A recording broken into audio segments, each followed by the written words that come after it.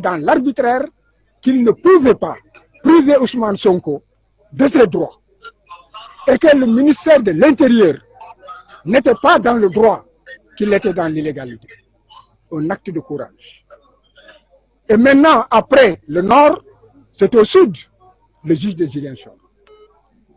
Donc le juge de Ziguinchor lui donne raison, en réalité, que tout cela relève de voie de fait et d'une forme d'exercice de la violence sur non seulement les citoyens Ousmane Sonko, mais aussi sur la population.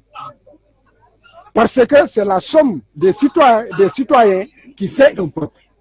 Et Ousmane Sonko, aujourd'hui, dirige des millions de Sénégalais.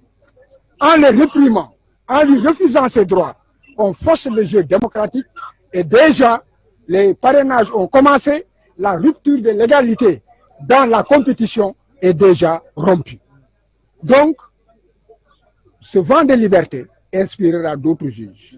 Parce que j'ai dit qu'il existe dans ce pays des juges fiers, des juges honnêtes, des juges indépendants, des juges courageux.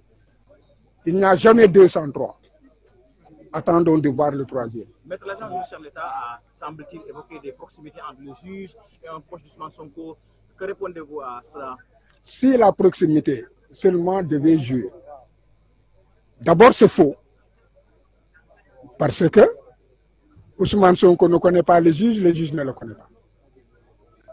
C'est une vérité.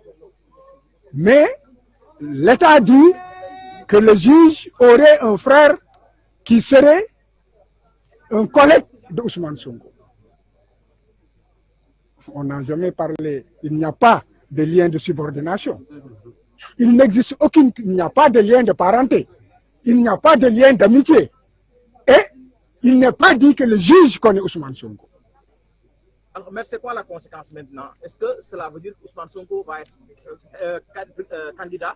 Est-ce qu'il y aura une incidence sur les autres affaires judiciaires? La candidature d'Ousmane Sonko est une exigence sociale, c'est une exigence du peuple sénégalais. Est-ce que juridiquement c'est possible maintenant? Juridiquement, Ousmane Sonko doit être candidat. Nous nous battrons et le dernier mot appartient au peuple sénégalais. À partir de la décision de Ziguinchor, dès demain, il devrait pouvoir commencer les parrainages.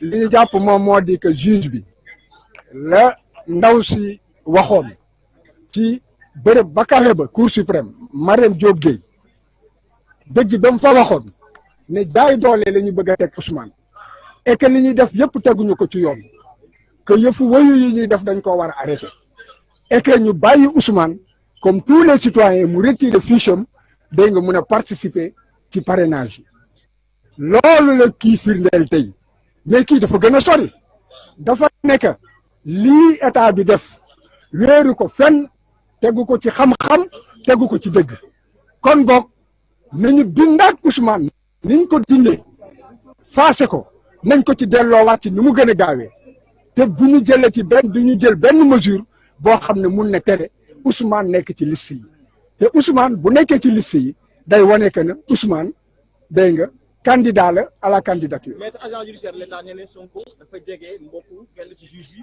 moo tax mu recuser ko. tontu naa la nee naa la ko yoon jege mooy lan waxul ne que Ousmane xam na juge bi waxul ne que Ousmane lekk naag juge bi waxul ne que aussi nan la tuddati Ousmane Sonko ak juge bi am na firnde ne que nan la tuddati jokkoo nañu comme weeru ko fenn dañoo jafur nguur goo xam ne dafa nekk ci jeexantalam tey jii jafur nañu xamatuñu fu ñu jëm wóolootuñu kenn képp koo xam ne que xam nañ ne que kii bu ñu xëy na bu ñu jéemee gar doxul ñu xoqatal doxul bu boobaa duñ la wóolu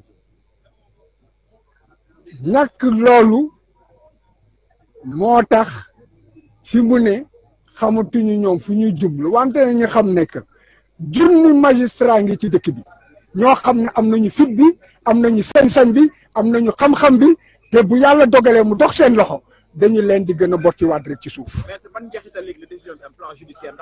moom moo di que Ousmane Sonko dafa war a commencer ay parrainage am te it war a déposer candidature te loolu nag loolu moom mooy yoon dégg nga lii ñuy def yëpp maanaam ci xeetu noot la wante Sénégal yi yeewu nañu kenn du nangu ñu noot ñu te kenn it du nangu ñi nga xam ne dañoo jeexal ñu doon ay xong faaf dégg nga bëgg fee toog abada dayi man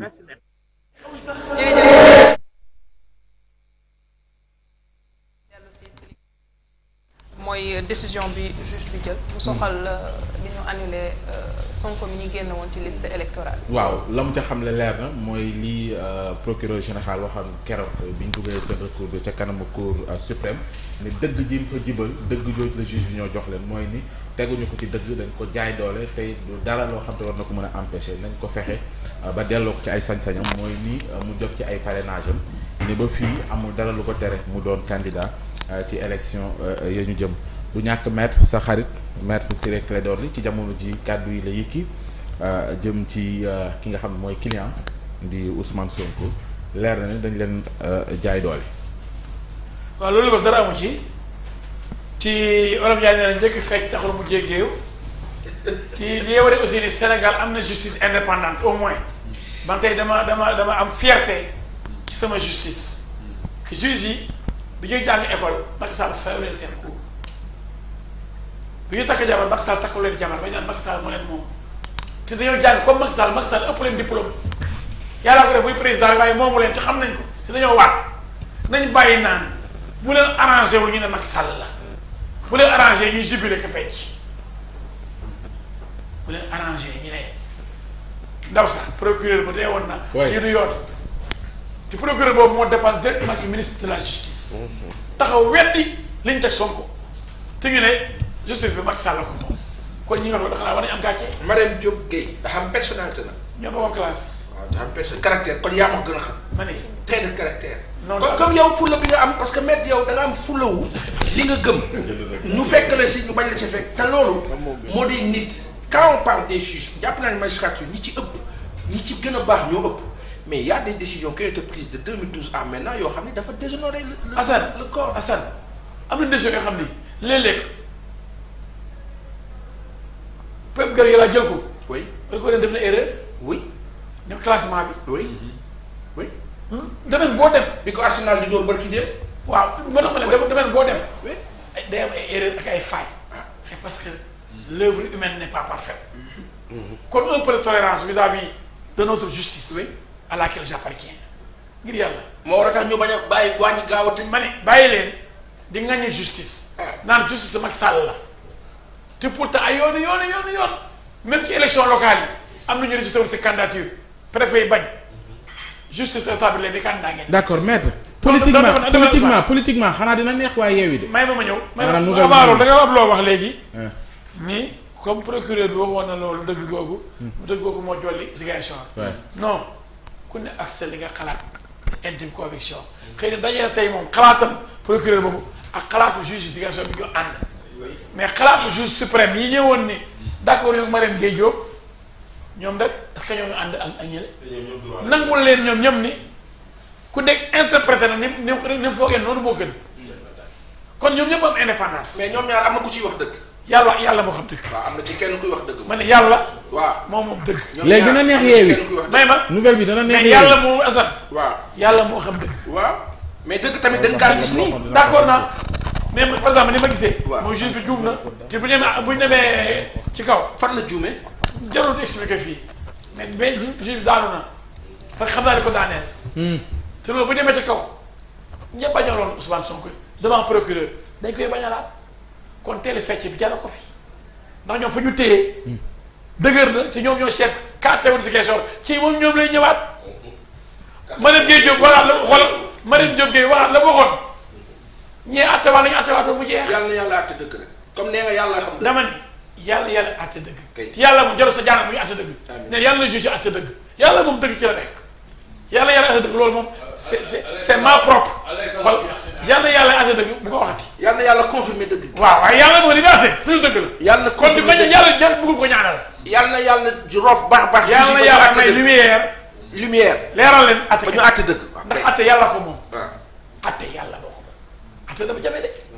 atte kat yu bëri safara la ñuy dem. alxuraan wax na ko. waaw atte dafa jafe sa waay